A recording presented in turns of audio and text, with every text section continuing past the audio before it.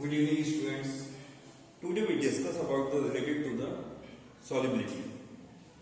पिछले वीडियो में ऑब्वियस सी बात है हम लोगों ने क्या देखा था कि कैसे सॉल्यूशन का फॉर्मेशन हो रहा है, यानी interaction between the solid and solvent, कैसे सॉलिड और सॉल्वेंट का इंटरेक्शन हो रहा है, उसके बेसिस पे सॉल्यूशन का फॉर्मेशन। तो भाई यदि सॉल्यूशन का इंटरेक्शन हो रहा है तो गैस पार्टिकल डिसॉल्व हो सकते हैं लिक्विड पे, गैस यानी gas particle as a use होते हैं सॉल्यूट के फॉर्म में और सॉल्वेंट के फॉर्म में लिक्विड है सब। अब ये मैं क्यों बता रहा हूं, यहां पर ध्यान समझना या सुनना। सॉल्यूट यानी कि गैस पार्टिकल्स किस पे डिसॉल्व है, लिक्विड्स पे। इस गैस पार्टिकल्स का लिक्विड पे डिसॉल्व होना एक लॉ बनाता है। अब लॉ क्या है? लॉ अब आपको मालूम है सॉल्यूट पार्टिकल्स है, सॉल्यूट को रिप्रेजेंट किया जाता है यानी मोल फ्रैक्शन के बेसिस पे देखा जाए तो किससे रिप्रेजेंट किया जाता है, XB से,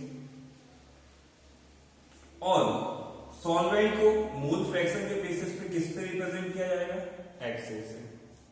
ये बहुत आसान तरीका था, ये हम ऑलरेडी पढ़ चुके हैं, मैंने पहले भी कहा था पिछले वीडियो में कि आपको सॉल्यूशन का जो मोल फ्रैक्शन निकाला था हमने XA प्लस XB इक्वल टू 1, तो similar is solute and then solvent.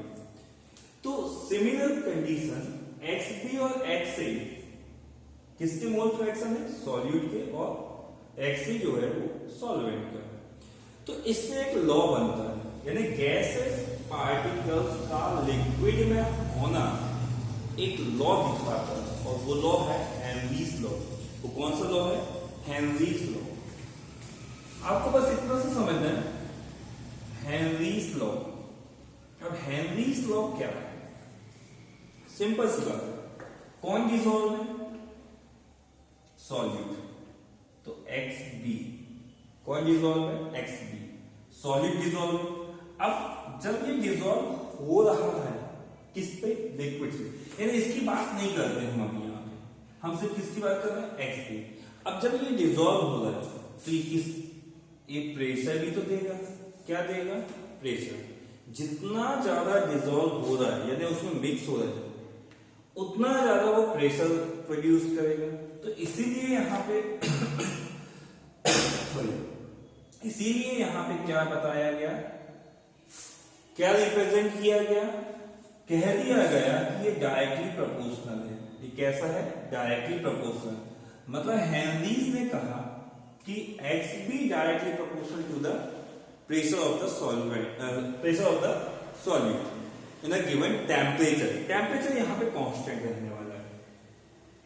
तो यदि हम इसको रिमूव करें, XB equal to KH into P, ये हम रिप्रेजेंट कर देंगे। तो जितने ज्यादा मोल्स इंक्रीज होते जाएंगे प्रेशर उतना ही ज्यादा बढ़ते जाएगा। एक तो यही था हेनरीज कांस्टेंट, हेनरीज लॉ। और ये KH जो है वो हेनरीज कांस्टेंट है। आपको मालूम है हेनरीज कांस्टेंट डिपेंड करेगा किस पर, टेम्परेचर पे, यानी टेम्परेचर इंक्रीज करना इनवर्सली प्रोपोर्शनल, यानी टेम्परेचर हेनरीज कांस्टेंट जो होता है वो इनवर्सली प्रोपोर्शनल होता है टेम्परेचर का, या रेसिप्रोकल होता है। ये हम क्या समझ रहे हैं कि रेसिप्रोकल है किसका, टेम्परेचर का। ये याद रखिए, ये क्वेश्चंस देता है यहाँ से, आपके ऑब्जेक्टिव्स में आ सकते हैं, आपके किसी भी कंडीशन में आ सकते हैं। तो यहाँ पे क्या होता है, हेनरीज जो कांस्टेंट है वो क्या है, इनवर्स या रेसिप्रोकल है किसका, टेम्परेचर का। तो ये था हेनरीज। अब क्यों आया ये समझ में आया। आप हेनरीज लॉ क्या है ऐसे पढ़ेंगे तो बिल्कुल याद रहेगा।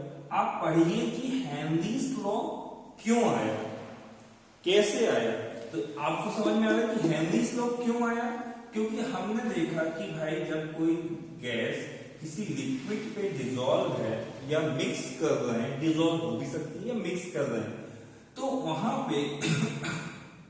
वहां पे वो प्रेशर लगाएगी। तो जितने ज्यादा मोल्स हम देते जाएंगे उतना ज्यादा प्रेशर क्या होते जाएगा, इंक्रीज होते जाएगा। इसका मतलब वो डायरेक्टली प्रोपोर्शनल है। और इसलिए इसको किसने स्टडी किया, हेनरीज ने किया, विलियम्स हेनरीज ने इसलिए इसको क्या किया गया, हेनरीज लॉ को रिप्रेजेंट। अब इसके एप्लीकेशंस क्या है या कंडीशंस क्या है? पहली कंडीशन आपको दिख रही है टेम्परेचर और प्रेशर, दो कंडीशन दिख रही है। कंडीशन आप याद रख सकते हैं, कंडीशन की जरूरत इतनी होती भी नहीं है वैसे भी, बट याद रख सकते हैं। यूजर्स कहाँ है? तो सबसे पहला यूजर आपको पता है कहाँ होता है, दो तीन यूजर्स आपको मालूम है कि पहला यूजर्स आपके कोल्ड ड्रिंक्स वगैरह में यूज करते हैं। क्यों? Preservation of cold drinks. तो कोल्ड ड्रिंक्स में जैसे हम लिड ओपन करते हैं तो वो क्या होता है, गैस पूरी बाहर निकल जाती है। तो वो क्या, हेनरीज प्रिजर्व करने के लिए हेनरीज लॉ, यानी गैसेस पार्टिकल्स को लिक्विड में क्या किया गया, एक डिसॉल्व किया गया, तो वो हेनरीज लॉ। सेकेंड आता है हाई एल्टीट्यूड्स में, जो ऊपर जाते हैं, मतलब आपके पहाड़ों में चढ़ते हैं तो वहां पे भी क्या होता है, उनको भी क्या चाहिए, गैस का प्रेशर, वहां पे क्या होता है, गैसेस कम होती, प्रेशर डिक्रीज होता है, जिसकी वजह से क्या होता है, वहां पे भी गैस की रिक्वायर्ड होती है, तो ऑक्सीजन सिलेंडर लेके जाते हैं। तो इस यदि वहां पे प्रेशर जब रिड्यूस होता है और हम ऑक्सीजन सिलेंडर नहीं लेके जाते तो वहां पर एक डिजीज हो जाती है जिसको बोलते हैं एनीमिया। एनीमिया हो जाता है। सिमिलर डेप्थ में जा रहा है, सी के अंदर जा रहा है, यानी समुद्र के अंदर जा रहा है, तो वहां पे भी क्या होगा, आपका बैंड एक डिजीज होती है, तो बैंड डिजीज भी हो सकती है। तो बैंड में क्या होता है कि नाइट्रोजन के बबल्स आ जाते हैं। ब्लड कैपिलरीज, जो हमारी वेन्स होती हैं, आर्टरीज होती हैं, आर्टरीज में क्या होता है ये ब्लड में क्या होता है, नाइट्रोजन की क्वांटिटी इंक्रीज हो जाती है, जिसकी वजह से जब नाइट्रोजन के इंक्रीज हो जाने से, क्योंकि मेटाबॉलिज्म प्रोसेस ज्यादा होती है, बायो वाले अच्छे समझ सकते हैं, मेटाबॉलिज्म प्रोसेस कैसी होती है, हाई होती है, जिसकी वजह से हमें क्या करना पड़ता है, वहां पे नाइट्रोजन जो एयर के साथ है या हमारे ब्लड में है, वो क्या होती है, एक बबल्स फॉर्म कर देती है, जिससे हम क्या बोलते हैं, बैंड डिजीज। तो ये 3 एप्लीकेशन है, ये बैंड डिजीज, क्योंकि नाइट्रोजन की बबल्स का फॉर्मेशन होना इन कैपिलरीज में, इन ब्लड कैपिलरीज में, that is called a band disease. तो ये क्या है, एप्लीकेशन है हेनरीज लॉ को लेके। तो ये था आपका हेनरीज लॉ एप्लीकेशंस। तो आई होप कि ये चीज समझ में आ गई होगी। तो पहला आ गया कि गैस और लिक्विड। अब ध्यान समझिए, आपको डिफरेंशिएट कर देते हैं। पहली चीज कि गैस पार्टिकल्स किस पे प्रेजेंट है, किस पे डिसॉल्व है, लिक्विड पे। दूसरी चीज, लिक्विड जो पार्टिकल्स हैं वो लिक्विड पे हो सकते हैं, यानी आपका, ये हम सॉल्यूट की बात कर रहे हैं, यहां पे किसकी बात कर रहे हैं, सॉल्यूट की। थर्ड चीज क्या हो सकती है, सॉलिड जो है वो हो सकती है लिक्विड में। तो ये जो फर्स्ट लॉ, यानी फर्स्ट कंडीशन है, ये जो फर्स्ट कंडीशन है गैस लिक्विड, वो उसके थ्रू कौन बना, हेनरीज लॉ। सेकेंड कंडीशन और थर्ड कंडीशन के बेसिस पे बनेगा बाउल्स लॉ। फिर सिमिलर कंडीशन, मैंने वही चीज कहा कि कहां से लॉ आए, ये हमें समझ में आ जाए तो लॉ याद रखना हमारे लिए आसान होगा। यदि हमें अपने लॉ को याद रखना है तो ये समझिए कि वो चीजें आई कहां से। तो ये मोस्ट इंपॉर्टेंट टॉपिक्स हैं कि भाई आया कहां से, ये आपको मालूम है न्यूमेरिकल बेस्ड फॉर्मूला। तो नेक्स्ट वीडियो में हम नेक्स्ट टॉपिक को लेके करेंगे कि लिक्विड्स और लिक्विड्स के बेसिस पे, सॉलिड के, मतलब ये दोनों ही जो टॉपिक है वो किसके थ्रू जाएंगे, राउल्स लॉ के थ्रू जाएंगे। मिलते हैं नेक्स्ट वीडियो में।